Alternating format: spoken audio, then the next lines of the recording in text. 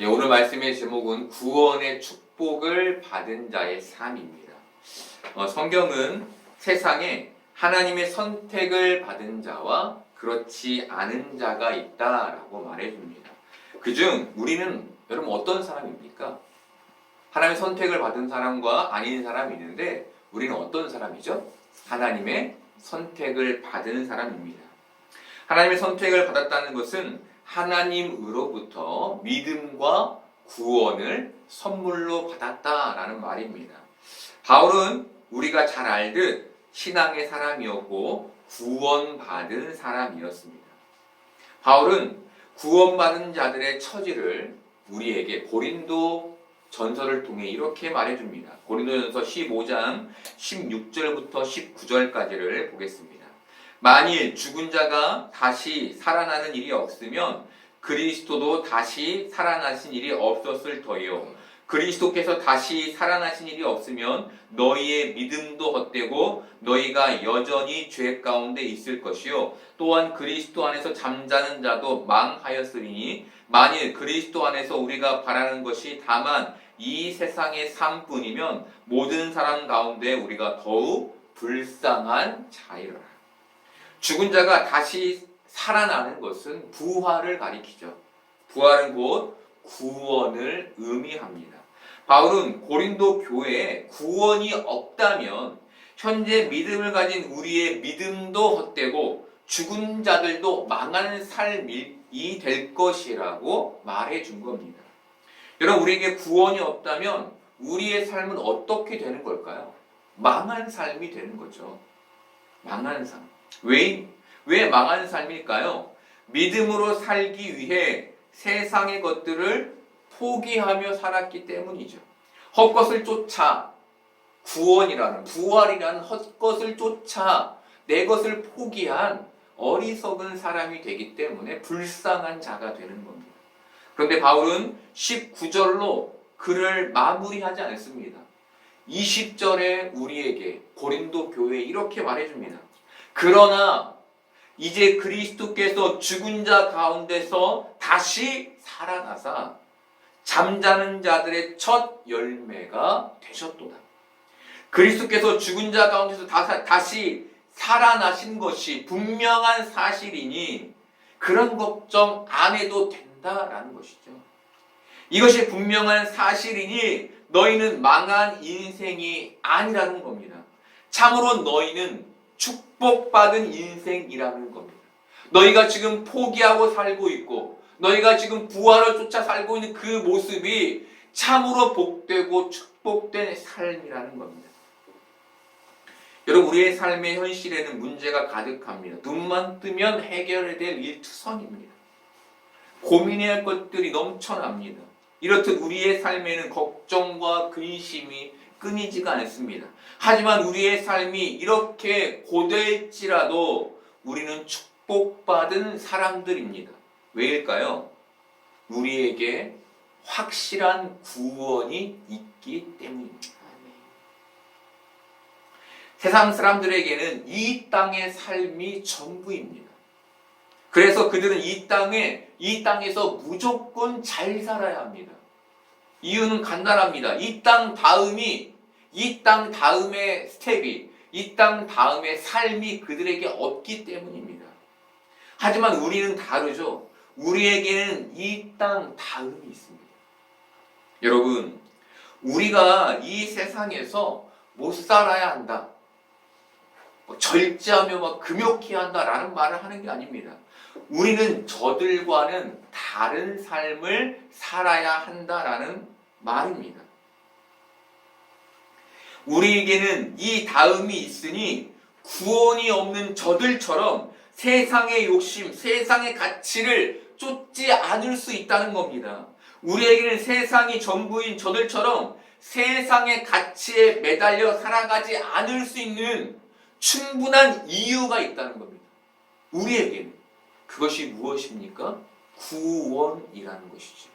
구원이 있다는 것이, 이 세상이 전부가 아니라 우리에게 구원이 있다는 것이 우리와 저들이 다를 수 있는 이유인 것이죠. 저는 자주 행복이 뭘까라는 생각을 합니다. 행복이 뭘까? 여러분, 행복이 뭘까요?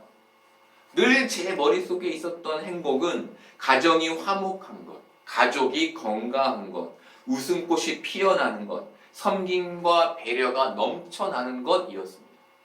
뭐 돈 많이 벌고 이런 건 제한이 없었던 것 같아요.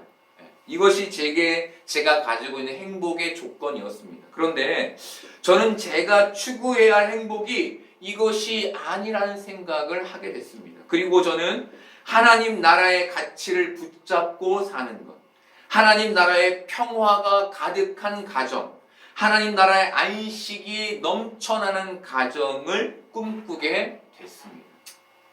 여러분, 가족 안에 화목과 건강, 섬김과 배려가 없어도 된다는 말이 아닙니다. 그것을 하나님 나라의 가치로 이루어야 한다는 것이죠.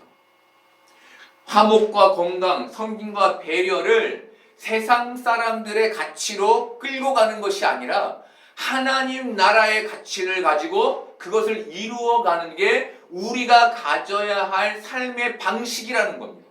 그런데 많은 사람들이 이런 방식이 아니라 세상 사람과 똑같이 세상의 방식으로 그것을 구현하고 이루려 한다는 것이죠. 여러분, 이것이 구원받은 자들이 가져야 될 삶의 지향점인 겁니다. 하나님 나라가 우리가 가져야 될 행복의 기준이며 가치라는 것이죠. 그걸 따라가는 삶의 끝에 우리가 바라는 행복, 섬김과 배려, 화목과 웃음꽃이 있다는 겁니다. 여러분, 구원받은 자로서 복음을 붙잡고 이 가정과 우리 일터에서 하나님 나라를 이루어가는 여러분 되기를 바랍니다. 얼마 전에 제가 몹시 아팠습니다. 여러분, 저는 건강을 지키기 위해서 굉장히 노력하며 삽니다. 운동도 하고 음식도 조심하며 약도 잘 챙겨 먹으며 그렇게 삽니다. 그런데 아팠습니다. 그것도 된통 아팠습니다. 추석실에서 투석을 받으며 간호사에게 왜 이렇게 관리하는데 아픈지 모르겠다. 정말 운동도 열심히 하고 조심하며 사는데 왜 피 수치가 이렇게 잘 안 나오는지 모르겠다. 이런 말을 건넸습니다. 그러자 그 간호사가 제게 이런 말을 해줬습니다. 안 아프려고 애쓰지 말고 아프면 치료하면서 살면 되죠. 여러분, 저는 이 말을 듣고 큰 충격을 받았습니다. 왜냐하면 이 말을 통해 제 안에 제 생명의 주인 되신 하나님에 대한 믿음이 없음을 보게 됐기 때문입니다. 여러분, 우리의 생명의 주인은 누구신가요? 하나님이시죠.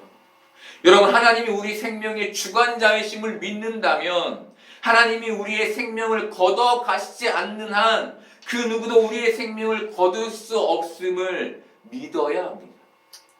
반대로 걷어 가시는 것도 하나님의 주권 아래에 있음을 믿어야 하는 것이죠. 여러분, 건강 관리를 하지 말라는 말이 아닙니다. 내 생명의 주체, 내 구원의 주체가 하나님 손에 있음을 믿어야 한다는 말을 하는 겁니다. 욥은 사탄의 시험을 받았습니다. 사탄은 그가 부유하고 건강하기 때문에 하나님을 잘 믿었다고 말했습니다. 그러니 그의 부와 건강을 없애면 그가 하나님을 저주하게 될 것이라고 하나님께 말했습니다. 그리고 하나님은 사단에게 욥을 시험할 것을 허락하셨습니다. 욥은 그의 건강과 가족과 재산까지 모두 잃어버렸습니다. 그런데 욥은 그의 재산과 건강이 다 사라진 후에 하나님께 이런 고백을 합니다. 욥기 1장 21절 보겠습니다. 이르되 내가 모태에서 알몸으로 나왔사온즉 또한 알몸이 그리로 돌아가올지라 주신 이도 여호와시요 거두신 이도 여호와시니 여호와의 이름이 찬송을 받으실지니이다. 여러분, 욥은 고통 속에서 모든 것을 주신 이를 인정합니다. 놀랍죠? 그 고통 속에서 모든 것을 주신 이를 인정합니다. 그가 그럴 수 있었던 건 내 존재의 모든 주체가 하나님이심을 믿었기 때문이었습니다. 여러분, 믿음은 고통을 없애는 게 아닙니다. 믿음은 우리의 삶의 주체가 하나님이심을 믿으며 살아가는 겁니다.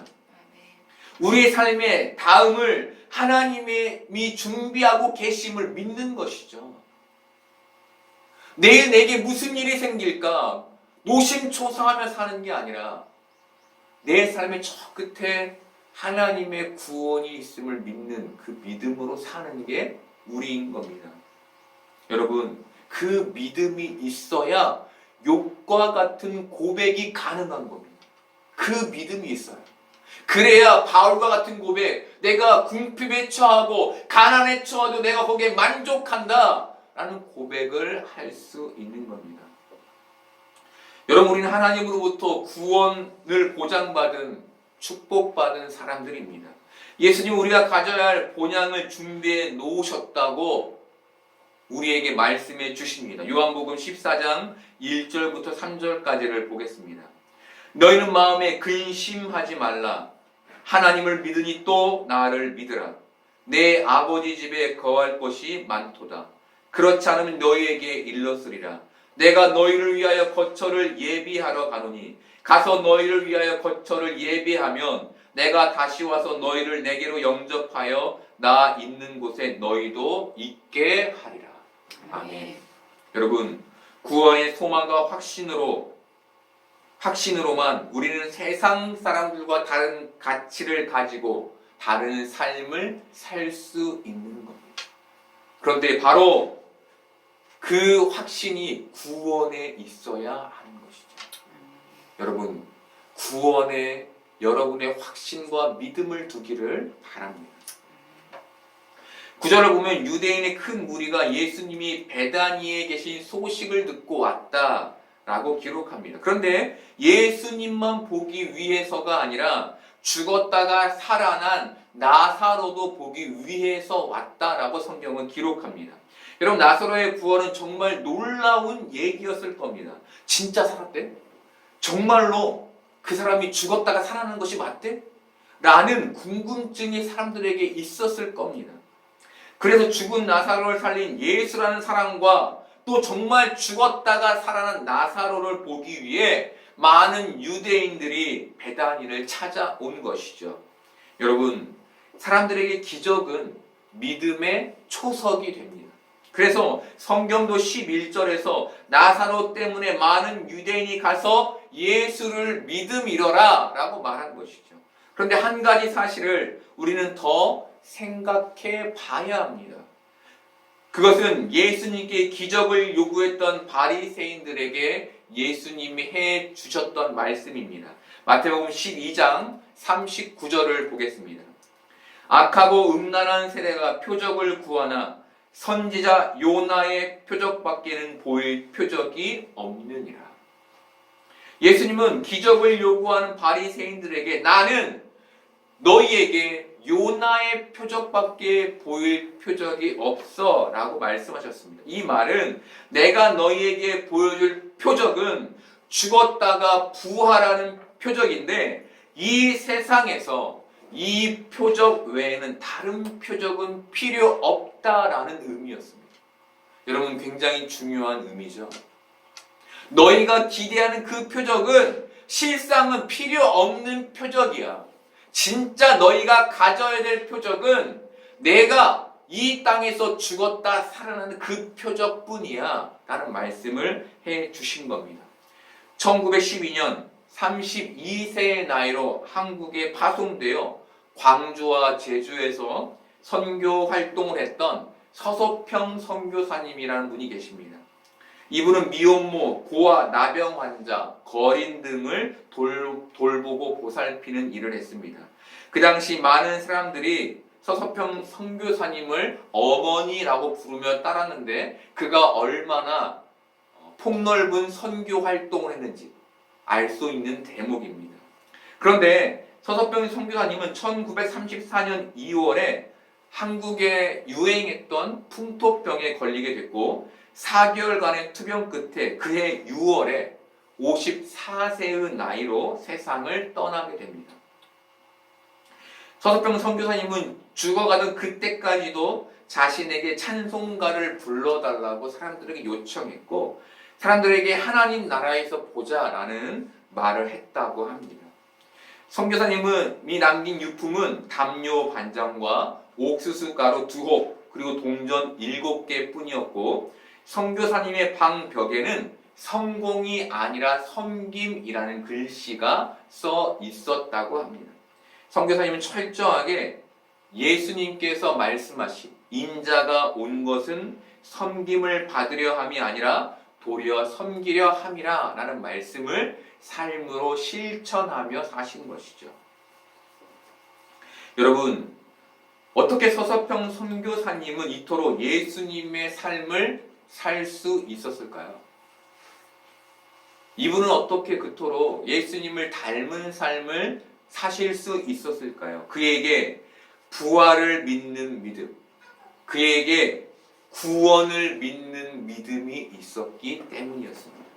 그 믿음의 무거움이 선교사님은 흔들리지 않는 사역의 삶, 선교의 삶, 섬김의 삶으로 이끈 겁니다. 그런데 요즘은 이런 믿음의 무거움을 찾아보기가 어렵습니다. 묵묵히 구원을 믿으며 사는 사람을 보기가 힘듭니다. 대신 기적을 쫓거나 기적을 소망하는 사람들은 많습니다. 얼마 전에 유튜브에서 신유의 은사를 가진 사람의 동영상을 보게 됐습니다. 그곳에는 그 병 고치는 기적을 보기 위해 수천 명의 사람들이 모여 있었습니다. 이 모습은 마치 나사로를 살리신 예수님과 살아난 나사로를 보기 위해 운집한 유대인들의 모습과 같아 보였습니다. 여러분, 저는 이 모습을 보며 예수님이 바리새인들에게 말씀하신 요나의 표적밖에 보일 표적이 없다는 말씀을 떠올리게 됐습니다. 그리고 정말 우리가 믿어야 할 것은 구원의 기적이라는 생각을 하게 됐습니다. 여러분, 우리에게는 구원의 기적이면 족한 겁니다. 이 무거운 믿음만 가지면 우리는 이 땅에서 살아가는데 전혀 문제가 없는 겁니다. 제가 유튜브를 보면 꼭 어떤 목사가 라이브로 기도하는 영상이 뜹니다. 이 목사는 댓글창에 달린 기도 제목을 보며 기도를 해줍니다. 그리고 그 목사는 하나님이 이렇게 저렇게 말씀하셨다며 하나님의 뜻을 거침없이 말합니다. 제가 그 동영상을 보며 놀라웠던 것은 어떻게 저 목사는 저토록 분명히 하나님의 뜻을 전달받고 그것을 확신할 수 있을까라는 것이었습니다. 어떻게 저게 가능할까? 매번, 매 순간 저게 가능할까? 여러분, 이런 모습은 목사에게만 있는 게 아닙니다. 이런 모습은 기도를 하는 사람들에게도 나타납니다. 이분들의 특징은 기도하며 떠오르는 생각이 자신이 꾼 꿈이 하나님의 응답이라고 여긴다는 겁니다. 그리고 그것을 사람들에게 말한다는 겁니다. 저는 이런 얘기를 들을 때면 정말 하나님이 저렇게 말씀하셨을까? 라는 생각을 하게 됩니다. 이재철 목사님 책에 나와 있는 예화 중에 이런 예화가 있습니다. 주님의 교회 시절 교역자를 구하는데 어떤 목사가 찾아와서는 하나님께 기도하는데 하나님이 이 교회에서 사역하라고 말씀하셨다는 겁니다. 그러니 자신을 교역자로 청빙하라는 것이었습니다. 이해철 목사님은 그 얘기를 듣고 정중히 거절하셨는데 그분이 나가면서 믿음이 없구만 이라고 중얼거리는 소리를 들으셨다는 겁니다. 그리고 이재철 목사님이 이런 얘기를 하셨습니다. 저 또한 기도하는 사람인데 어찌 저분에게 말씀하신 하나님이 제게는 말씀하시지 않겠습니까? 여러분, 많은 사람들이 기도에서 생긴 마음이 자기 생각인지 하나님이 주신 것인지에 대한 분별이나 검증을 하지 않습니다. 그저 자신이 느낀 그 감을 응답이라고 착각합니다. 여러분, 이런 일이 없다는 게 아닙니다. 우리가 듣기도 하고 느끼기도 하고 하나님 우리에게 음성을 주시기도 하십니다. 하지만 이런 것들이 너무 무분별하게 나타난다는 것이죠. 여러분, 예수님은 성령님이 말씀을 깨닫게 하시고 생각나게 하시는 분이라고 정확히 말씀해 주셨습니다. 말씀이 살아서 우리 안에 역사하게 되는 게 의심할 여지 없는 진짜 성령의 역사라는 겁니다. 우리 안에 구원의 무거운 확신을 가지고 이 땅을 살아내는 게 진짜 성령의 역사라는 겁니다. 내가 원하는, 내가 바라는 기도를 하고 거기에 대해서 응답받은 것이 마치 하나님의 응답인 양 생각하는 게 믿음이 아니라, 성령의 역사가 아니라, 여러분의 마음에 하나님이 주신 구원의 확신과 말씀에 살아 역사하는 그 능력이 살아 움직이는 것, 그것이 성령의 역사인 겁니다. 아멘. 여러분, 세상의 기적에 흔들리지 마십시오. 구원의 묵직한 믿음만을 가지고 이 땅을 살아내십시오. 그때 여러분 안에 정말 기쁨의 은혜가 넘쳐나게 될 것입니다. 예수님의 생애를 다룬 초즌이라는 영화가 있습니다. 그 영화의 일부를 보게 됐습니다. 다리를 저는 장애를 가진 한 남자가 예수님을 찾아갑니다. 예수님, 왜 제 장애는 고쳐주지 않으셨습니까? 라고 예수님께 묻습니다. 그러자 예수님께서 그에게 이렇게 말씀해 주셨습니다. 고침받고 싶으냐? 네, 예수님 고침받고 싶습니다. 아버지의 뜻을 따라 지금 고칠 수 있다네. 그런 경험을 한 사람은 이미 수십 명이라네. 그런데 자네 이야기를 생각해보게. 이런 몸으로 여전히 하나님을 찬양할 수 있다는 것, 고통을 인내할 수 있다는 걸 보여주게. 왜냐하면 고통이 없는 곳에서 영원을 누릴 테니 말일세. 모두가 이걸 이해하는 건 아니네. 자네의 약함이 오히려 자네를 진정으로 강하게 만들었다는 걸 깨달을 때, 이 모습을 견디며 내 이름으로 위대한 일을 행할 때 그 능력이 세대를 넘어 지속될 걸세. 여러분, 이 장면은 모든 이들에게 기적이 베풀어지는 게 아님을 보여줍니다. 누군가는 그 약함으로 인해 더 강한 믿음을 갖고 주님을 전하게 되는 삶을 부여받았다는 겁니다. 모두가 기적적인 치료의 은혜를 입는 게 아니라 누군가는 더 강한 믿음을 위해 약함을 부여받아 그 믿음을 붙잡고 이 땅을 살아가도록 부름받은 사람이 있다는 것이죠. 여러분, 이런 삶은 내 삶에 기적이 일어나길 바라지 않고 오직 묵직한 구원의 믿음만을 가지고 살아낼 때 살 수 있는 겁니다. 그래야만 여러분, 세상의 작은 것들, 세상의 큰 것들에 흔들리지 않고 우리가 믿음의 흔들림 없이 이 땅을 살아갈 수 있는 겁니다. 그러니 여러분, 이 자리에서 묵직한 구원의 확신을 갖는 여러분 되기를 바랍니다. 그리고 복음을 붙잡고 믿음을 붙잡고 이 땅을 살아내는 여러분 되기를 축복합니다. 이어서 성경은 믿음을 가진 사람들의 반대편에 있는 사람, 바로 대제사장을 소개합니다. 여러분, 이들은 예수님의 놀라운 기적을 보고도 그 마음에 전혀 동요함이 없었습니다. 오히려 그 마음은 더 강팍해졌습니다. 그래서 이들은 자신들이 쌓아놓은 그 자리를 지키기 위해 예수님뿐만 아니라 나사로까지 죽이려 했습니다. 여러분, 세상에서 내가 쌓아놓은 자리를 지키는 게 중요할까요? 내가 죽음에서 건져져 영원한 나라에 가는 게 더 중요할까요? 우리의 생각에는 후자이죠. 그런데 이들에게는 전자가 훨씬 더 중요했습니다. 그 이유는 이들이 이 땅에서의 삶이 전부라고 생각했기 때문이었습니다. 여러분, 놀라운 것은 이 대제사장들이 신앙이 없는 사람이 아니었다는 겁니다. 이들은 하나님을 믿는 자들이었습니다. 십계명과 율법을 잘 알고 있던 자들이었습니다.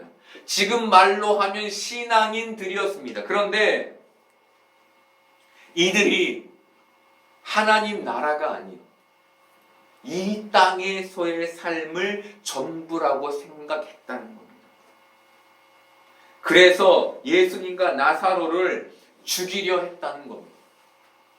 생명을 귀하게 여기는, 살인하지 말라는 십계명을 달달 외우고 있었던 그들이 자신의 이익을 위해 예수님과 나사로를 죽이려 했던 것이죠. 왜? 이 땅의 삶이 그들에게 전부였기 때문에. 근데 문제는 우리도 저들처럼 마치 이 세상의 삶이 전부인 것처럼, 이 다음이 없는 것처럼 살아간다는 겁니다. 여러분, 이것은 우리에게 아주 중요한 통찰을 줍니다. 그것은 예수님의 적이 저 세상 사람들이 아니라 바로 나일 수 있다는 겁니다. 여러분, 우리가 예수님과 나사로를 죽음으로 내몰지 않으려면 어떻게 해야 할까요? 그 방법은 구원의 확신을 갖는 것뿐입니다. 이 땅에서의 삶이 전부가 아니라 이 다음의 스텝을 하나님이 우리에게 예비해 놓으셨다는 그 분명한 믿음만이 우리가 예수님의 적이 아닌 예수님을 위한 삶을 살 수 있는, 복음의 삶을 살 수 있는 힘이 된다는 것이죠. 여러분, 우리에게 다른 기적은 부수적인 기적일 뿐입니다. 우리에게 반드시 있어야 될 기적은 구원의 기적인 것이죠. 그것이 있어야만 대제사장과 같은 이 땅이 전부인 것처럼 다른 사람을 죽이는 삶을 살지 않을 수 있는 겁니다. 그렇다면 여러분, 구원의 믿음을 가진 우리는 이 교회에서, 이 세상에서 어떤 삶을 가져야 할까요? 그 삶은 바로 신앙의 언어와 행동을 갖는 것입니다. 신앙의 언어란 남과 나를 비교하여 나를 그 위에 두지 않는 언어입니다. 남을 낮추지 않는 언어입니다. 남을 평가하지 않는 언어입니다.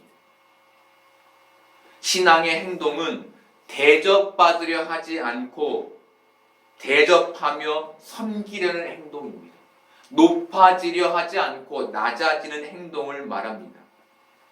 여러분, 우리가 이 행동을 가질 때 우리는 복음의 구원의 삶을 살고 있는 겁니다. 그렇다면 우리는 어떻게 이 마음을 가질 수 있을까요? 바울은 그리스도의 마음을 품어라 라고 말해줍니다. 빌립보서 2장 5절부터 8절까지를 보겠습니다. 너희 안에 이 마음을 품으라. 곧 그리스도 예수의 마음이니 그는 근본 하나님의 본체시나 하나님과 동등됨을 취할 것으로 여기지 아니하시고 오히려 자기를 비워 종의 형체를 가지사 사람들과 같이 되셨고 사람의 모양으로 나타나사 자기를 낮추시고 죽기까지 복종하셨으니 곧 십자가에 죽으심이라. 여러분, 이 삶은 구원의 믿음을 가진 사람만이 살 수 있는 삶인 겁니다. 이 땅이 전부인 줄 알고 사는 사람은 가질 수 없는 모습이 바로 그리스도의 마음이며 그리스도의 삶인 겁니다. 여러분은 어떤 삶의 마음과 모습을 가지고 계십니까? 구원의 확신 가운데 그리스도의 마음과 삶을 갖는 여러분 되기를 바랍니다. 그런데 우리가 이 마음과 이 태도를 가질 때 한 가지 의문이 듭니다. 그렇다면 우리는 하나님께 어떤 기도를 드려야 할까? 내 모든 삶을 책임지시는 그분께 나는 어떤 기도를 드려야 할까? 그것은 믿음으로 이 어려움을 이기게 해달라는 기도입니다. 믿음을 끝까지 붙잡고 하나님을 의지하며 이 어려움을 이기게 해달라는 기도입니다. 속담 중에 한 사람에게 생선을 주면 하루 동안 먹을 수 있지만 한 사람에게 낚시하는 법을 가르치면 평생 동안 먹을 수 있다라는 속담이 있습니다. 여러분, 이 속담은 신앙에도 그대로 적용됩니다. 하나님은 우리에게 생선을 주고 싶어 하지 않으십니다. 낚시하는 법을 가르쳐 주고 싶어 하십니다. 믿음으로 기적을 따내는 신앙이 아닌, 믿음으로 기적을 이루는 신앙이 아닌 믿음으로 구원의 길을 걸어가는 신앙을 우리에게 주시고 싶어 선포하십니다. 여러분, 우리는 이 땅에서 구원의 축복을 받은 사람들이죠. 그러니 구원의 축복 가운데에서 무거운 믿음의 삶을 사는, 흔들리지 않는 믿음의 삶을 사는 여러분 되기를 바랍니다. 세상 사람들이 이 땅이 전부인 것처럼 살아가지만 우리는 저 본향을 향해 살아가는, 저 본향이 우리에게 준비되어 있기 때문에 저들과 다른 삶을 사는 여러분 되기를 바랍니다. 그렇게 예수님을 닮아감으로 예수님을 죽이는 존재가 아닌 예수님을 드러내는 복음의 삶을 사는 여러분 되기를 소망합니다.